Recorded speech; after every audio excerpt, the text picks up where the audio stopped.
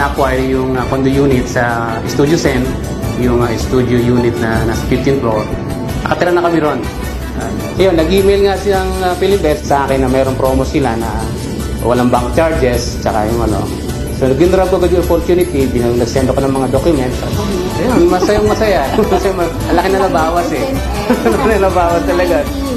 19,266. 133 yung ano nila sa akin noong una, tapos naging 68 na lang. So, 60,000 talaga yung nabawas sa akin. So, very thankful kami nag-asawa, family na. Thank you, Freedom Cares. They bought 5 units and another 2 at Parkway. We bought 3 units in 100 West, Makati. A good project, good people that we're going to work with, and that's what brought us. And the bank and the internal invest really helped us with the bank. That was really important. Freedom Company. Freedom Company yourself.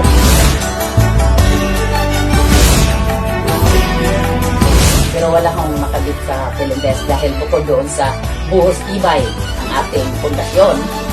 Napakaganda po dahil yung in-expect namin na ito turn over na ganito, lagi yung advance. Doon kami nagulat. Pagka-turn over, sila ang nabahala. Tapos ibigay na lang yung kita, ipasok na lang doon sa account mo. Masaya po ako kasi talagang pinag-aagawan niyo yung unit ko dun sa Makati. Kahit may umuupa na, gusto pa nilang kunin. Sabi ko, hindi kasi may pinirmahan ako ng 1 year, hindi ko pwedeng ibigay sa inyo. Pangalawang tenant ko na yun ngayon. So, bali, nakakontract din po ng 1 year. So, yung nag-start siya lumipat siya ng December 31 ng pangalawang tenant. So, ang unit namin na turnover lang siya nitong April. Tapos, after a month, nagkaroon na siya ng tenant. Habang pinaprocess nila yung sa leasing, nandun pa kami nung sa Oman, walang kahasal-hasal, wala kaming kahirap-hirap.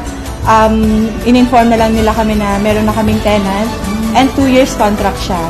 Hinintay ko talaga yung 6 na buwan para mapatunayan sa kanila na totoo yung sinasabi nila na merong leasing company na magpo-provide sa'yo ng tenant. So, totoo yung sinasabi nila na maganda. Maganda talaga yung concept.